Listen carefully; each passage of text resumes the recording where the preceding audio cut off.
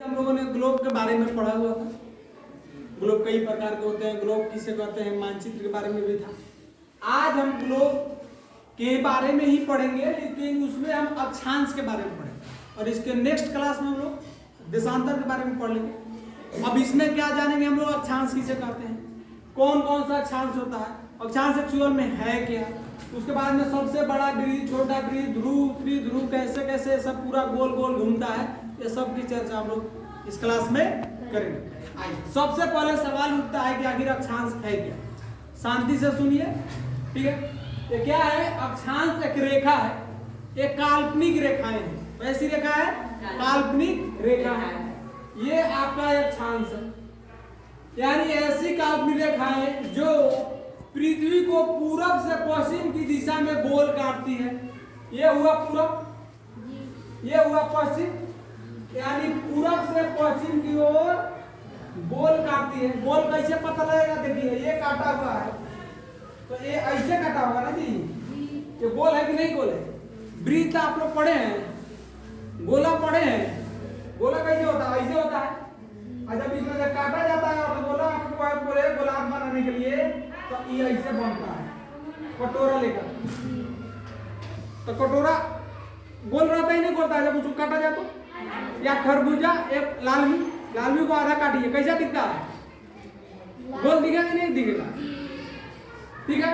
उसी प्रकार यानी ऐसी काल्पनिक रेखा है जो ग्लोब यानी पृथ्वी को पूरब से पश्चिम की ओर क्या करेगी, गोल काटती है, ऐसा, ठीक है। और भूमध्य रेखा के समानांतर होती है। समानांतर करने का मतलब है कि आई है एक रेखा है, ठीक इसी रेखा तक को टेढ़ा नहीं, सीधा होना चाहिए। दोनों के बीच में ये जो गैप है, गैप हर जगह बराबर होना चाहिए, एक दूसरे से कहीं दोनों रेखा मिले नहीं, इसको हम लोग समानांतर कहते हैं। यानी आप ग्लोब अक्षांश के बारे में जानते हैं कि अक्षांश एक काल्पनिक रेखा है जो पृथ्वी को पूरब से पश्चिम की ओर कैसी काटती है, गोल काटती है। और यह भूमध्य रेखा या विषुवत वृत्त के समानांतर होगी। अब इसको देखिएगा, जस्ट इसके समानांतर है, जस्ट इसके क्या है, समानांतर है। ये काल्पनिक है, काल्पनिक का मतलब कि एक्चुअल में इसको खींच नहीं सकते हैं। और पृथ्वी इतना बड़ा पृथ्वी पर वो रेखा खींचा जाएगा, इससे संभव है नहीं। तो ये काल्पनिक रेखा है जो एक छोटा सा ग्लोब पर हम लोग खींचते हैं। अब हम भूमध्य रेखा किसे कहते हैं, यही रेखा है भूमध्य रेखा। ये किसी भी ग्लोब के यानी पृथ्वी के बीचों बीच एक रेखा है, इस रेखा को हम लोग कहते हैं भूमध्य रेखा। इसको विषुवत वृत्त भी कहते हैं, यानी भूमध्य रेखा को ही विषुवत वृत्त कहा जाता है। विषुवत वृत्त या भूमध्य रेखा क्या है जी, जो पृथ्वी को दो बराबर भागों में बांट दे उसको भूमध्य रेखा कहते हैं। अब देखिए पृथ्वी के बीचों बीच है कि नहीं है, है कि नहीं है जी, तो पृथ्वी दो भाग में बट रही है, यहाँ से नीचे और यहाँ से ऊपर। अब देखिए विषुवत वृत्त के नीचे के भाग को दक्षिणी ध्रुव कहते हैं या दक्षिणी गोलार्ध भी कहा जाता है इसको। और ऊपर वाले भाग को विषुवत वृत्त या भूमध्य रेखा के ऊपर वाले भाग को यानी उत्तर वाले भाग को उत्तरी गोलार्ध और उसके नीचे वाले भाग को दक्षिणी गोलार्ध कहा जाता है। कोई दिक्कत, ठीक है।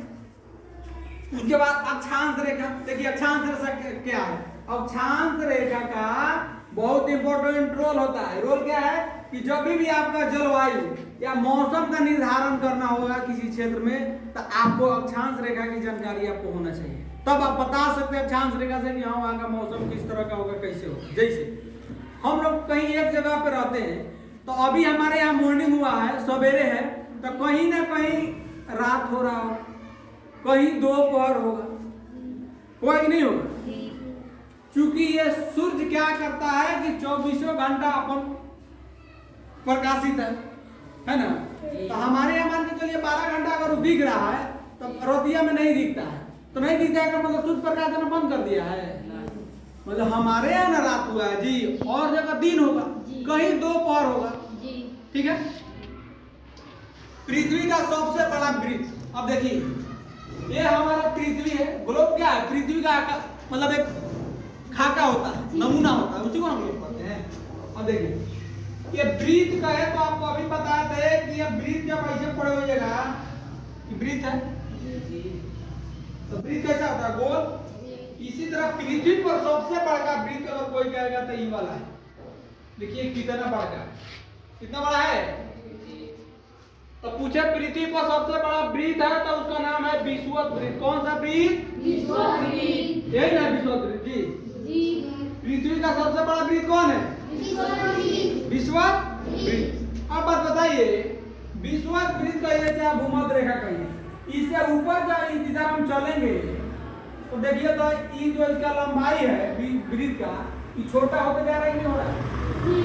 कैसे? देखिए पहले ये इतना बड़ा था, नीचे और छोटा और छोटा और छोटा छोटा छोटा छोटा जाए, है कि नहीं? पहले इतना बड़ा, फिर डाउन होते होते होते होते होते होते छोटा हो रहा है। यानी विषुवत वृत्त से ऊपर जाइए चाहे नीचे आइए, छोटा होता जा रहा है, नहीं हो रहा है?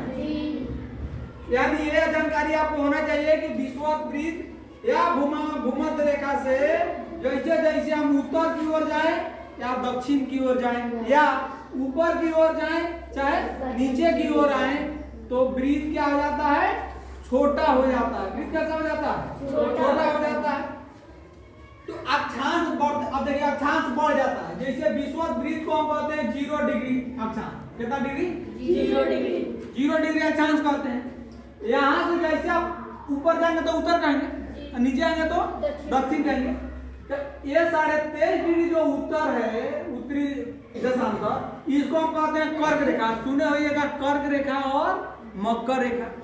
यानी 23.5 डिग्री ऊपर जाइएगा तो आपको एक रेखा मिलेगा। कौन सा रेखा? कर्क रेखा। लेकिन विषुवत वृत्त से ठीक 23.5 डिग्री नीचे आइएगा तो आपको मिलेगा मकर रेखा। समझ में आया?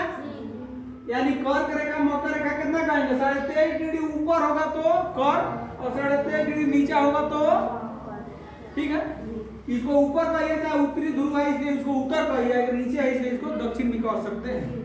ठीक है, अब देखिए ये विषुवत वृत्त को, इसको यहाँ पे क्या होता है, ये वाला जगह पे मौसम होता है उष्ण।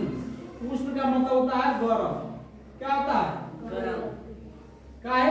कि यहाँ सूर्य का प्रकाश सीधा पड़ता है। अब देखिएगा 12 बजे बहुत ज्यादा गर्मी लगता है।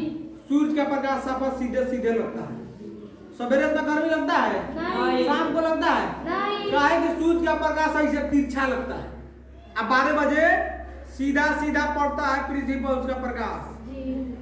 ठीक है, इसीलिए 12 बजे दोपहरिया में हमें यहाँ बहुत गर्मी लगता है। 12 से 1 के बीच में। और धीरे धीरे शाम होगा, धीरे धीरे टेम्परेचर डाउन हो जाएगा। है? यानी यहाँ पे जो विषुवत वृत्त है यानी भूमध्य रेखा है, यहाँ पे क्या होगा? मौसम कैसा होगा? गरम। कैसा मौसम होगा? गरम। यहाँ से जैसे जैसे नीचे आएंगे तो मौसम क्या जाएगा? थोड़ा ठंडाते ठंडाते चल जाएगा। यहाँ से और यहाँ आएंगे तो यहाँ पे हमको मिलेगा शीतोष्ण। शीतोष्ण का जब तुरिएगा तो यहाँ 2 शब्द इसमें जुड़ा हुआ है, एक है शीत, एक है उष्ण। शीत और उष्ण, इसको तोड़िएगा तो एक टूटेगा शीत और एक टूटेगा आपका उष्ण। उष्ण का मतलब अभी बताया क्या? गरम। और शीत माने क्या होता है? ठंडा।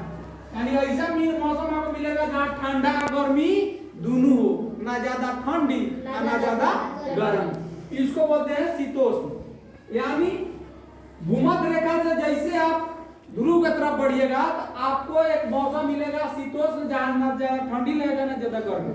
इससे और नीचे आइएगा ध्रुव के आसपास नजदीक तो यहाँ आपको क्या मिलेगा? ठंडा मौसम, पूरा ठंडा, पूरा बर्फ जैसा मौसम मिलेगा, जैसे कश्मीर का स्थिति है। खूब ठंडा लगता है ना? पूरा ठंडा ठंडा मौसम यहाँ मिलेगा। यहाँ गर्मी वर्मी नहीं पड़ता। क्या है? सूर्य का प्रकाश है यहाँ बहुत कम। 6 महीने का दिन है, 6 महीने का रात होता है। ये दोनों जगह ये जो जैसे किया ना, यहाँ जाएंगे तो फिर यहाँ कैसा मौसम मिलेगा? ठंडा प्लस गरम। इसको ठंडा गरम को क्या कह रहे हैं? शीतोष्ण। यहाँ कैसा मौसम मिलेगा? ठंडा गरम। ठंडा गरम इसको हम बोलते हैं शीतोष्ण जलवायु मिलेगा। इससे जस्ट ऊपर यहाँ आएंगे तो यहाँ क्या मिलेगा?